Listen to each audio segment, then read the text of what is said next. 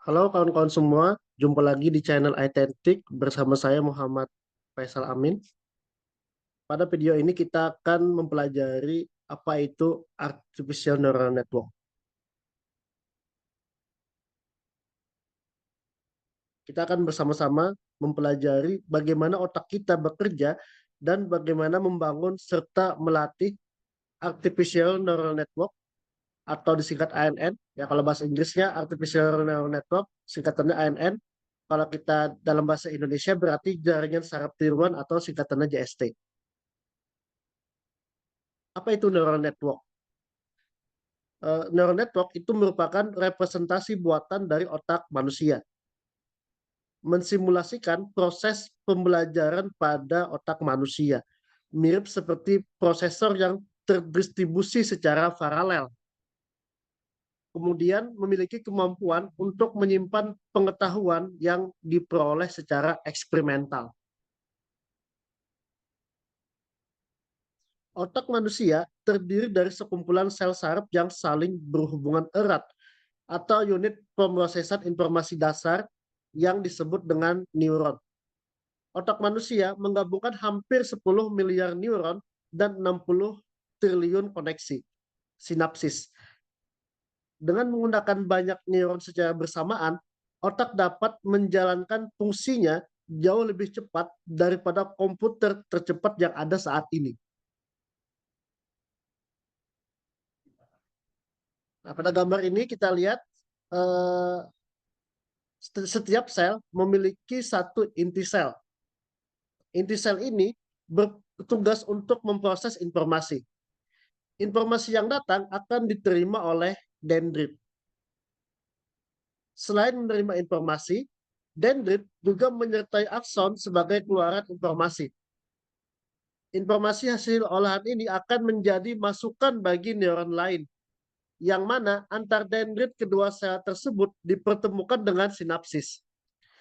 Informasi yang datang dan diterima oleh dendrit akan dijumlahkan dan dikirim melalui akson ke dendrit akhir yang bersentuhan dengan dendrit dari neuron yang lain. Informasi ini diterima neuron lain jika memenuhi nilai batasan tertentu, di mana nilai batasan tertentu ini disebut dengan threshold. Jika threshold terpenuhi, maka neuron tersebut dikatakan teraktivasi. Hubungan antar neuron terjadi secara adaptif. Artinya hubungan tersebut terjadi secara dinamis. Otak manusia selalu memiliki kemampuan untuk belajar dengan melakukan adaptasi. Bagaimana artificial neural network belajar? Neuron dihubungkan oleh link, dan setiap link memiliki bobot numerik yang terkait dengannya. Bobot adalah sarana dasar memori jangka panjang dalam ANN. Mereka mengungkapkan kekuatan atau dengan kata lain derajat kepentingan dari setiap input neuron. Jaringan saraf atau neuron belajar melalui penyesuaian berulang dari bobot ini. Tabel ini merupakan analogi dari biological neural network dengan artificial neural network. Soma padanannya neuron, dendrit input, akson output, sinaps wake. Nah, ini adalah arsitektur ANN ya, terdiri dari beberapa komponen. Ada input gitu ya. Kemudian ada input layer atau lapisan input, middle layer, di mana middle layer ini sering juga disebut dengan hidden layer. Kemudian ada output layer. Jaringan saraf yang paling sederhana paling tidak terdiri dari input layer dan output layer ya, tanpa ada hidden layer.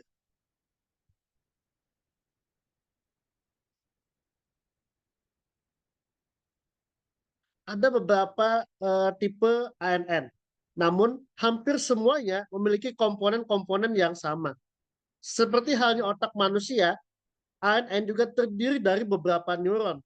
Terdapat hubungan antar neuron-neuron tersebut. Neuron-neuron tersebut akan mentransformasikan informasi yang diterima dari sambungan-sambungan keluarnya menuju ke neuron-neuron yang lain. Dalam terminologi ANN, hubungan ini dikenal dengan istilah bobot.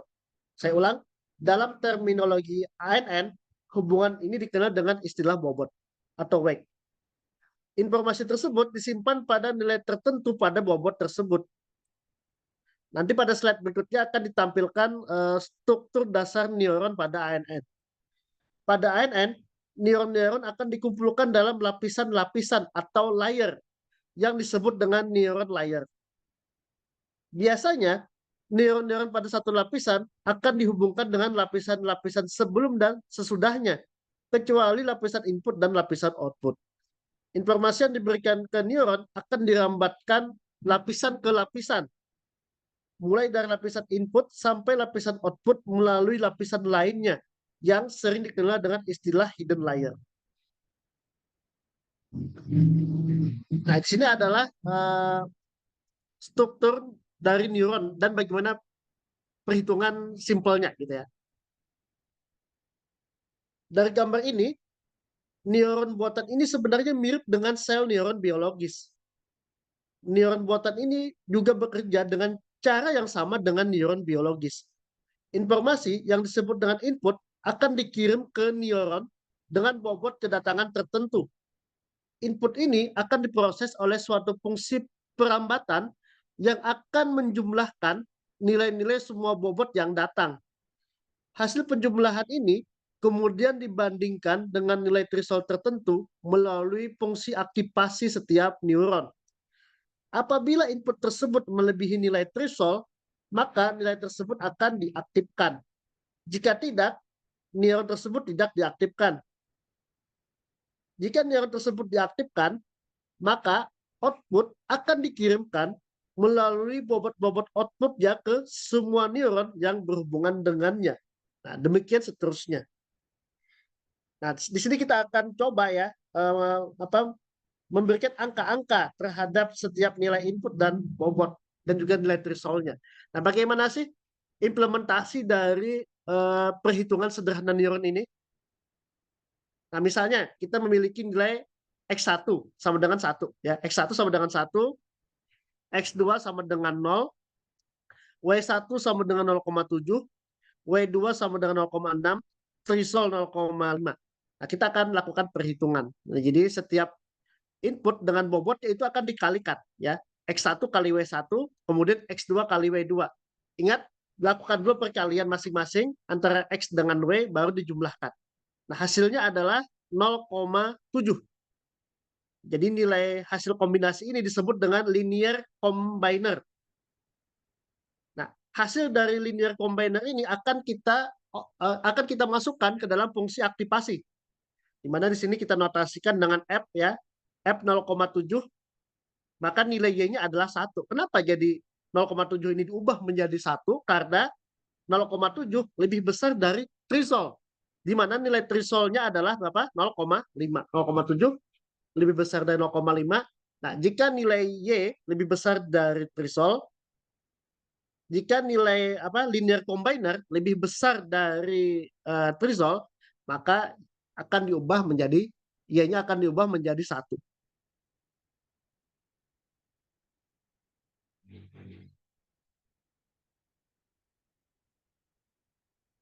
Arsitektur jaringan.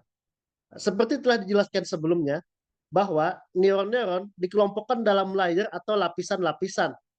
Umumnya, neuron yang terletak pada lapisan yang sama akan memiliki keadaan yang sama.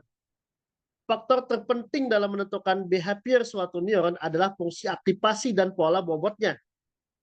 Pada setiap lapisan yang sama, neuron-neuron akan memiliki fungsi aktivasi yang sama.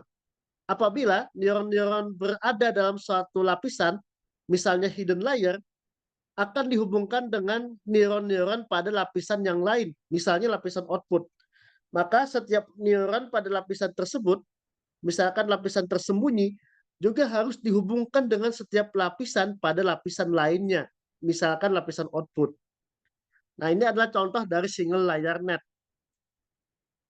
atau lapisan tunggal gitu ya, jaringan lapisan tunggal. Hanya ada dua lapisan ya, yaitu lapisan input dan lapisan output. Tidak ada lapisan hidden gitu ya. Tidak ada hidden layer di sini. Jadi lapisan input, ada bobotnya terhubung dengan lapisan output. Dan nanti akan kita cari nilai bobotnya. Nanti akan kita cari nilai outputnya. Di sini terdiri dari hanya dua lapisan tadi, lapisan input, lapisan output, tanpa ada hidden layer. Kemudian yang kedua adalah multi layer net atau jaringan banyak lapisan. Nah, di sini selain memiliki lapisan input dan lapisan output, juga memiliki lapisan tersembunyi atau hidden layer. Hidden layer ini bisa hanya terdiri dari satu lapisan, bisa juga terdiri dari lebih dari satu lapisan. Setiap lapisan bisa memiliki satu neuron, dua neuron, bisa berapapun gitu ya, nggak harus satu neuron. Bahkan setiap lapisan hidden layer, bahkan setiap hidden layer itu bisa saja memiliki jumlah neuron yang berbeda-beda nantinya. Nah, contoh di gambar ini, neuron apa? Contoh pada gambar ini hidden layernya hanya satu lapisan. Satu lapisan terdiri dari 3 neuron.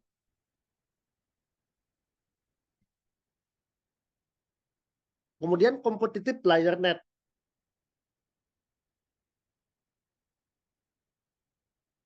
Nah, umumnya hubungan antar neuron pada lapisan kompetitif ini tidak diperlihatkan pada diagram arsitektur.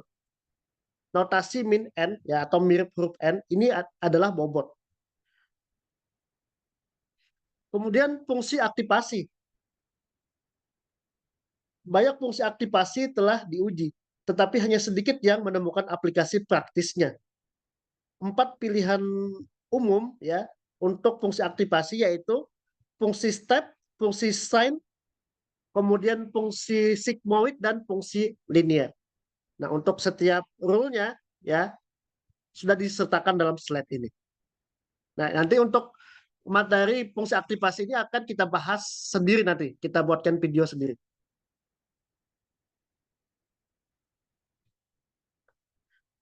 Yang pertama adalah fungsi aktivasi dan sign apa yang akan kita bahas dulu adalah step function dan sign function. Step dan sign function ini juga dikenal dengan hard limit function. Sering digunakan dalam neuron pengambilan keputusan untuk tugas klasifikasi dan pengenalan pola. Sedangkan fungsi aktivasi yang linear memberikan output yang sama dengan input berbobot neuron. Neuron dengan fungsi linear sering digunakan untuk prediksi linear. Yang linear itu paling ujung ya, teman-teman ya. Kemudian fungsi sigmoid.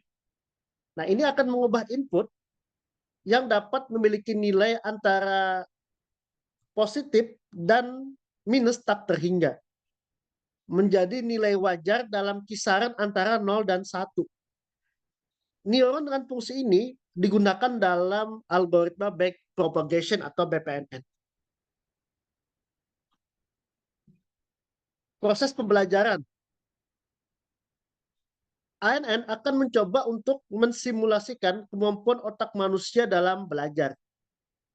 ANN memiliki struktur yang tetap, terdiri dari sejumlah neuron, dan memiliki nilai tertentu yang menunjukkan seberapa besar koneksi antar neuron atau yang kita sebut dengan weight atau bobot.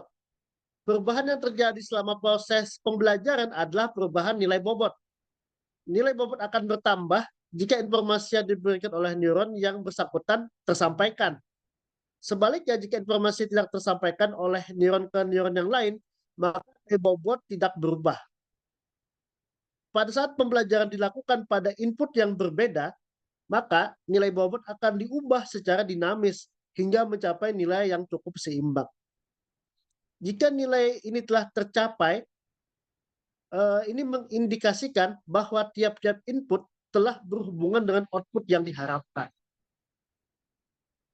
Metode-metode pembelajaran secara umum terdiri dari dua ya, yaitu supervised learning dan unsupervised learning. Supervised learning ini merupakan pembelajaran dengan guru atau melakukan pembelajaran pada sekumpulan data di mana datanya mempunyai label. Label ini yaitu field acuan yang akan dicari nilai outputnya. Misalnya kita akan melakukan prediksi kelulusan mahasiswa, gitu ya. Akan sudah jelas tuh status kelulusan tepat dan terlambat. Kita memiliki data misalnya 10 tahun. Data 10 tahun itu kan sudah ada tuh status kelulusannya, cepat atau terlambat. Nah, dengan data 10 tahun tadi itu kita olah dengan algoritma ANN gitu ya. Nanti akan menghasilkan rumus bobot. Nah, hasil output rumus bobot itu akan kita gunakan untuk mencari atau menentukan mahasiswa yang baru ini nanti ya apakah lulus tepat waktu atau tidak. Yang di luar data 10 tahun tadi. Kan 10 tahun tadi itu data historis. Kita akan gunakan data baru, data mahasiswa baru yang akan menentukan apakah mahasiswa yang bersangkutan lulus tepat waktu atau tidak. Itu adalah contoh yang supervised learning. Kemudian unsupervised learning, pembelajaran tanpa guru ya atau data tidak berlabel.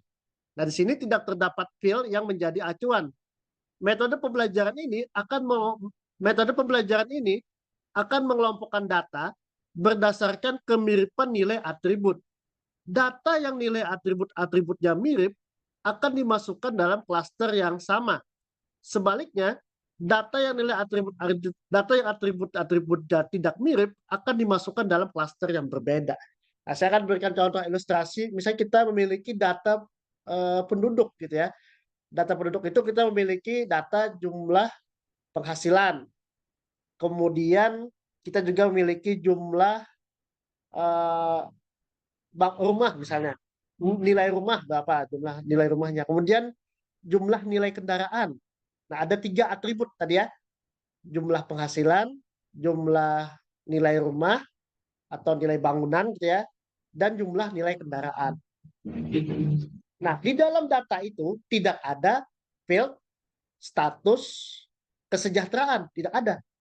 Nah, tapi kita mengakomodasikan ya 3 atribut ini, kita prediksi ya, kita tentukan dengan 3 atribut ini kemungkinan besar gitu ya, menurut analisis kita, menurut hipotesis awal kita bisa nih untuk menentukan status kesejahteraan.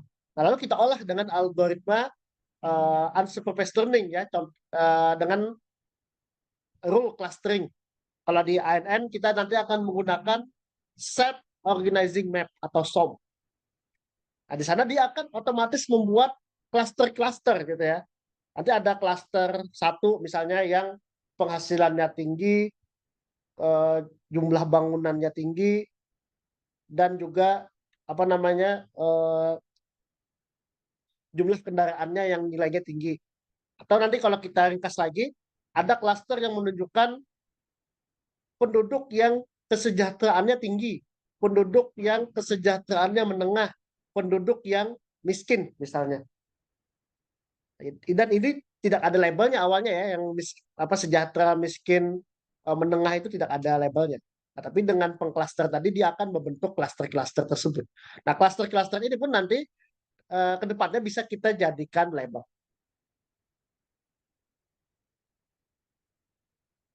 Nah, di dalam ANN terdapat beberapa role data. Jadi role data ini menyesuaikan dengan karakteristik dataset yang akan kita olah. Jadi data-data yang kita olah itu kita lihat karakteristiknya. Nah, jika data yang kita olah itu ada labelnya, ya, kalau ada labelnya berarti masuk supervised learning. Kemudian labelnya bertipe numerik. Kemudian semua atribut bertipe numerik, maka masuk role data yang estimation. Nah, kemudian forecasting. Kalau forecasting gimana karakteristiknya? Kalau forecasting ini memiliki label ya dengan tipe data numerik. Nah, ini berarti juga masuk supervised learning. Kemudian atribut-atributnya bertipe numerik, tapi ada satu atribut nanti yang berupa time series. Nah, time series itu rentet waktu. Misalnya contohnya harga emas ya. Di harga emas itu kan ada tuh harganya kan berubah setiap hari. Nah, jadi dia harus konsisten. Kalau nanti datanya harian berarti harian semuanya gitu ya. Kalau datanya mingguan berarti mingguan. Kalau datanya bulanan berarti semuanya konsisten bulanan. Jadi sebenarnya estimation forecasting itu mirip, cuman forecasting nanti di atributnya ada atribut yang tipenya time series. Kemudian classification. Kalau classification ini labelnya nominal. ya. Jadi ada labelnya. Kalau ada labelnya tadi masuk supervised learning. Kemudian atribut-atributnya bisa terdiri dari numerik dan bisa terdiri dari nominal. Numerik itu apa sih? Numerik itu berarti bisa dihitung gitu ya. Kalau nominal berarti tidak bisa dikali kurangkan. Contoh nominal itu misalnya jenis kelamin, pria, wanita kan nggak bisa dihitung gitu ya. Nah kalau yang numerik misalnya IPK, nilai eh, apa? Nilai UAN, nilai UAS, nah, itu numerik bisa ditambah kali bagi kurang. Kemudian yang keempat adalah clustering atau pemetaan. Nah, kalau clustering ini tidak mempunyai label. Ya, contohnya tadi kita ingin mengcluster tingkat kesejahteraan penduduk, gitu ya, di mana tidak ada label, tidak ada field kesejahteraan penduduk, tapi kita hanya memiliki atribut-atribut jumlah penghasilan, jumlah investasi rumah, kemudian jumlah kendaraan, gitu ya. Nah, nanti dia akan melakukan clustering. Karakteristiknya tadi datanya tidak berlabel, semua atribut bertipe numerik.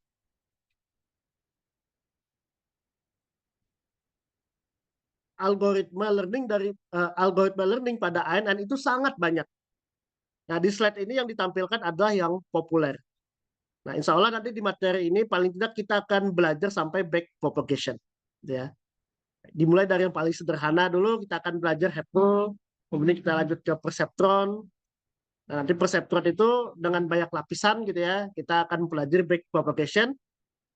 Nah, nanti kalau memang memungkinkan, kita juga akan bahas yang Coherent Network atau SOM yang unsupervised learning. Jadi Hadoop, perceptron, backpropagation ini termasuk supervised learning, sedangkan yang Coherent Network atau SOM ini masuk yang unsupervised learning.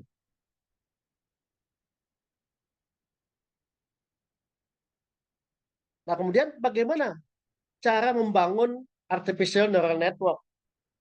Nah, yang pertama kita harus memutuskan berapa banyak neuron yang akan digunakan dan bagaimana neuron akan dihubungkan untuk membentuk jaringan. Dengan kata lain, pertama-tama kita harus memilih arsitektur jaringan. Kemudian kita akan memutuskan algoritma pembelajaran mana yang akan digunakan. Nah, tadi kan algoritma pembelajaran itu banyak ya, yang ini kan algoritma pembelajaran. Nah, termasuk nanti menentukan fungsi aktivasi, tadi juga ada banyak fungsi aktivasi, dan nilai-nilai threshold-nya. Nah, kita juga akan tentukan nilai threshold-nya berapa. Nah, selanjutnya kita akan melatih jaringan saraf, yaitu kita akan menginisialisasi bobot jaringan dan memperbarui bobot dari sekumpulan contoh pelatihan. Nah, inilah langkah-langkah praktis dari membangun artificial neural network. Kuis. Nah, silakan kawan-kawan menjawab kuis ini untuk mengukur seberapa mengerti gitu ya, atau seberapa paham materi tentang artificial neural network yang sudah kita pelajari ini. Nah, semua jawaban pada kuis ini sudah kita pelajari di materi tadi. Oke, selamat mengerjakan. Oke, kawan-kawan semua, untuk materi video ini cukup sampai di sini. Sampai jumpa kembali di video berikutnya. Terima kasih.